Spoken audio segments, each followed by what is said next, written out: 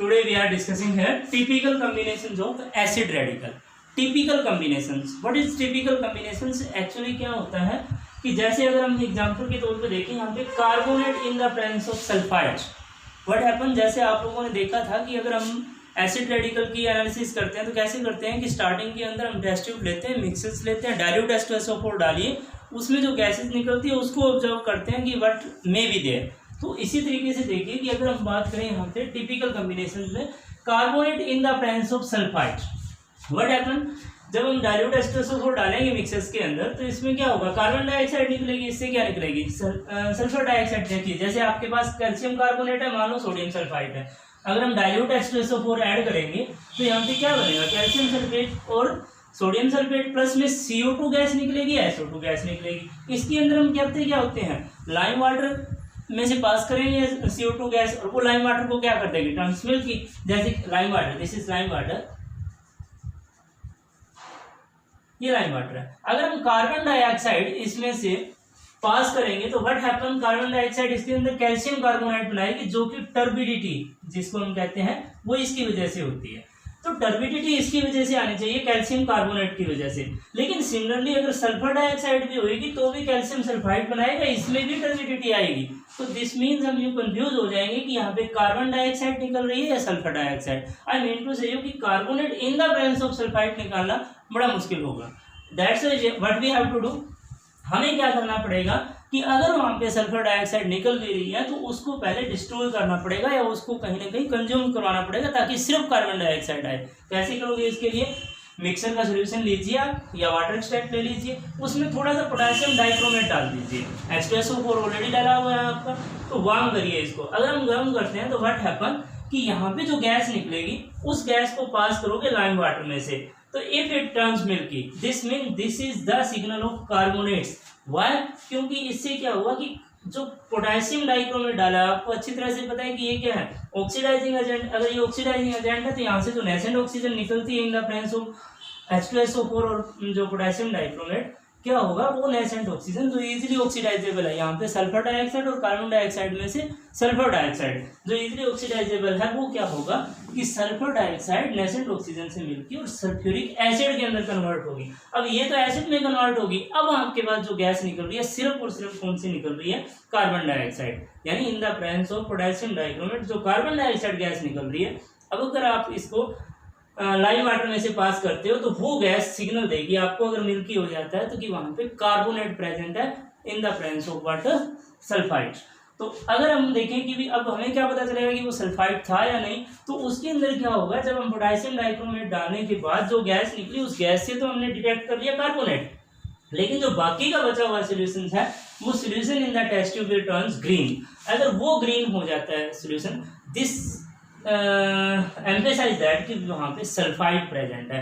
तो इस मीन हम carbonate in the presence of sulphide दोनों की डिटेक्शन कर ली, कार्बोनेट की भी एज वेल एज सल्फाइड की. तो this is single example of typical combinations of acid radical. अब नेक्स्ट एग्जांपल देखिए. दूसरा एग्जांपल हम कर रहे हैं nitrite in the presence of nitrates या nitrate and nitrate in the presence of each other.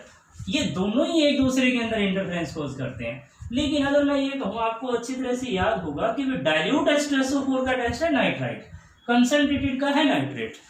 तो अगर हम इसमें देखें तो हम यूं कह सकते हैं कि भी अगर आपने डाइल्यूट H2SO4 डाला, वहां पे आपके पास आपको पता है कि क्या करते हैं, मिक्सर लिया, वाटर लिया, उसके अंदर H2SO4 डाला, वहां पे दोनों ही गैसेस के अंदर कौन सी गैस निकलती है, NO2. और वो कैसी गैस होती है, रेडिश ब्राउनिश वेपर्स. अगर रेडिश ब्राउनिश वेपर्स होते हैं तो अगेन हमारे लिए कंफ्यूजन होगा कि वो नाइट्राइट के हैं या नाइट्रेट के. कब, जब सिर्फ और सिर्फ हम यहाँ पे कंसंट्रेटेड H2SO4 लेंगे. क्यों, क्योंकि अगर हम डाइल्यूट H2SO4 ले लें तो डाइल्यूट H2SO4 के अंदर तो सिर्फ नाइट्राइट ही देगा. तो मेरा कहने का मतलब यह है कि नाइट्राइट का कोई कंफ्यूजन नहीं है कि भी नाइट्रेट पड़ा भी है तो भी आप इसको डिटेक्ट कर लोगे. लेकिन अगर नाइट्रेट का अगर आपने टेस्ट करना है, जब कंसंट्रेटेड H2SO4 से करेंगे तो ये भी आपके पास और ये भी दोनों के दोनों ही NO2 गैस निकालेंगे. दैट्स व्हाई वी कंसीडर कि नाइट्रेट को डिटेक्ट करना इन द प्रेजेंस ऑफ नाइट्राइट मुश्किल है, लेकिन नाइट्राइट का कोई दिक्कत नहीं है. तो दैट्स व्हाई नाइट्रेट को कैसे करोगे, अगर नाइट्रेट को करना है in the presence of nitrite, तो what we have to do, हमें क्या करना पड़ेगा कि सबसे पहले हमें इसको डिस्ट्रॉय करना पड़ेगा। कैसे करोगे इसको डिस्ट्रॉय, देखिए जैसे मान लो सोडियम नाइट्राइट है आपके पास, वाटर एक्सट्रैक्ट लीजिए आप। वाटर एक्सट्रैक्ट क्या होता है, पानी में मिक्स को डिजोल्व किया, थोड़ा सा बॉयल कर लो उसको और फिर फिल्टर कर लो, जो फिल्ट्रेट है वो वाटर एक्सट्रैक्ट है आपका। अब क्या करोगे, डाइल्यूट H2SO4 डालिए, डाइल्यूट H2SO4 डालोगे, सोडियम क्या बनेगा इसके अंदर, सोडियम सल्फाइड प्लस HNO2। ये जो नाइट्रस एसिड बना है, अगर हम इसमें यूरिया डालेंगे थोड़ा सा मिक्सर्स में, तो यूरिया डालेंगे तो यहाँ से क्या निकलेगी बात, N2, यानी जितना भी नाइट्राइट था वो सारा का सारा नाइट्रोजन गैस के अंदर इवेपोरेट हो जाता है। अगर वो इवेपोरेट हो जाता है तो दिस मीन्स आपका जो नाइट्राइट था वो आपने क्या कर दिया, मिक्सर्स में से इवेपोरेट कर दिया। अब नाइट्रेट है ओनली मिक्सर्स के अंदर। सिमिलरली एक और टेस्ट कर सकते हो आप, क्या, वाटर एक्सट्रैक्ट लीजिए, जैसे मैंने यहाँ पे लिया कि सोडियम नाइट्राइट है, मान लो आपके पास, अमोनियम क्लोराइड डाल दो। अमोनियम क्लोराइड डालेंगे तो आपके पास अमोनियम नाइट्राइट बनेगा, NaCl बन जाएगा।